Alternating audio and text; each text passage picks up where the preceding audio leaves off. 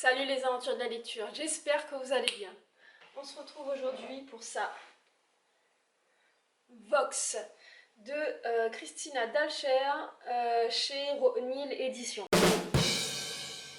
On va suivre là-dedans l'histoire du docteur Jean McClellan en fait, qui travaillait, je dis bien, en tant que docteur sur l'aphasie. L'aphasie de l'ère de Wernicke, quelque chose comme ça, qui est une atteinte en fait du cerveau qui fait que les gens en fait n'arrivent plus à trouver les bons mots pour dire les bonnes choses.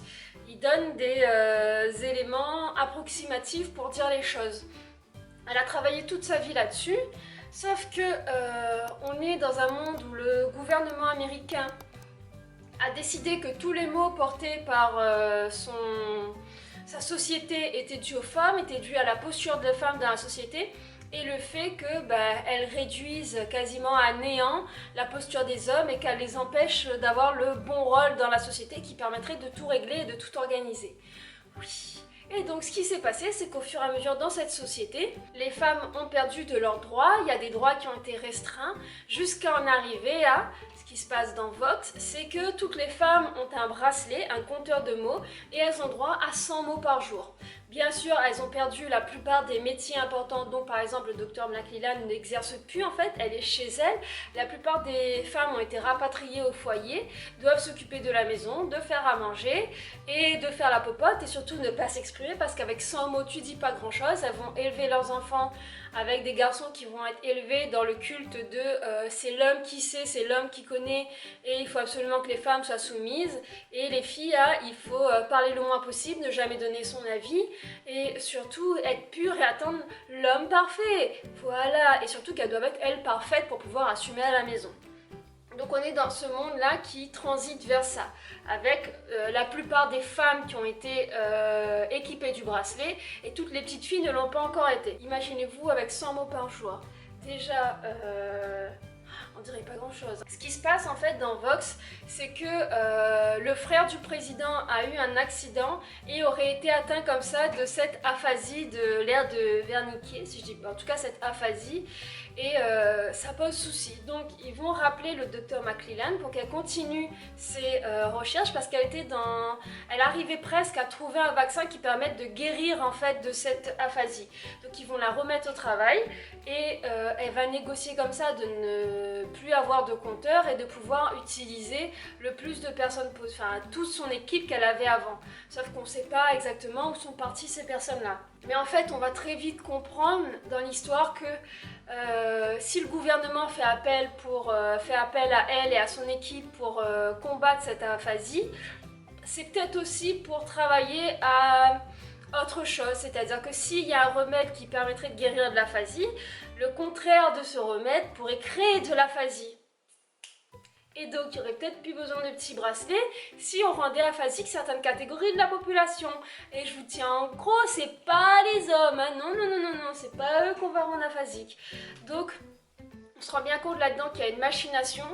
Et dans cet univers où les hommes ont repris le pouvoir d'une façon où certains, tu sens qu'ils étaient un peu dans un complexe par rapport aux femmes, ils vont essayer de se montrer plus macho que macho, il va y avoir une espèce de tension constante. Je vous ai pas dit, le bracelet là, quand t'as atteint tes 100 mots, il fait pas que biper, hein, il t'envoie des décharges. Donc ça fait mal au début, ça fait mal après, ça fait mal, et au final, il est capable de te tuer en fait le bracelet. Et pareil, il y a une espèce de système de délation, c'est-à-dire qu'une fille qui aurait fauté, une femme qui serait allée contre ce que dit le gouvernement, on les envoie en fait dans des camps où on les montre à la population, on fait des vidéos sur elles et tout ça, montrant en fait leur déchéance. Donc il y a ce côté aussi humiliation de la femme qui est toujours derrière cette façon de traiter, de leur enlever des droits. Ce que j'ai pensé de cette histoire, c'est assez effrayant. C'est assez effrayant quand on pense à certains reculs du droit de la femme dans certains pays, notamment par rapport à l'avortement, par rapport à le droit de s'exprimer, le rôle de la femme dans la société et dans la famille. Et Aussi, vu comment c'est amené, vu comment c'est décrit, c'est tout à fait probable, c'est tout à fait réaliste en fait comme façon de faire, parce que on va nous décrire au début ce déclin des droits avec la réaction de certaines féministes, de certaines couches en fait, de la population, notamment de femmes, qui vont essayer de réagir face à ça, mais qui ont peu voix au chapitre et qui au final n'ont pas suffisamment de force en fait pour faire entendre leur voix et pour empêcher le président et tout ce qui gravite autour de lui d'annoncer au fur et à mesure ses droits et de restreindre les droits des femmes. Et ça fait beaucoup penser quand même aux réactions du peuple vis-à-vis de certaines lois qui ne sont jamais écoutées, et on se dit que ça peut arriver très vite ce genre de loi. On a eu celle sur le voile chez les femmes, on a au fur et à mesure aux États-Unis des États qui invoquent que l'avortement est illégal, et il y a d'autres pays dans lesquels les droits ne sont pas plus évolués. Et on peut se dire que c'est pas si... C'est dans un roman, mais c'est pas si improbable que ça en fait. Donc ça fait se poser beaucoup de questions sur ce livre. En tout cas, moi, ça m'en a fait poser beaucoup. Ensuite, le livre est très bien écrit, l'histoire se déroule bien, ça avance assez vite. Je trouve pas ça très costaud, donc c'était assez aisé à lire et on avance assez bien. On va voir comme ça que tous les hommes ne sont pas dans cette façon de penser et qu'il y a une résistance qui se crée. Et on va voir comment est-ce qu'elle se met en place, et aussi que malgré certaines résistances, il y a des gens qui restent lâches, qui n'osent pas ni s'exprimer, ni faire avancer les choses. Et on va voir comment est-ce que Jean, comme ça, dans sa famille, va avoir affaire à son garçon qui va à l'école et qui entend tout ça, à sa petite fille aussi qui va à l'école et entend toutes ces bêtises là, et on finit par valoriser les filles qui ne disent quasiment rien en fait. Elles sont remerciées parce que elles n'ont pas dit un mot de la journée. Et on va voir aussi son mari, quelle est la posture de son mari, et on va voir tout ça, et j'ai trouvé ça hyper intéressant, hyper flippant, mais hyper intéressant. Je pense que c'est une lecture incontournable. C'est une lecture incontournable pour se sensibiliser sur les droits auxquels on a et sur pourquoi est-ce que le combat mérite d'être fait et mérite d'être continué. C'est-à-dire que aujourd'hui, même nous en France, il n'y a pas d'égalité salariale par exemple entre les hommes et les femmes.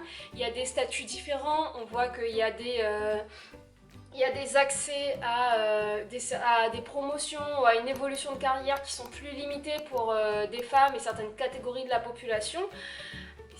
Je trouve que lire ce genre de livre, qui est assez bien amené, qui est facile à lire, ça permet de se questionner. Oh, ça m'énerve!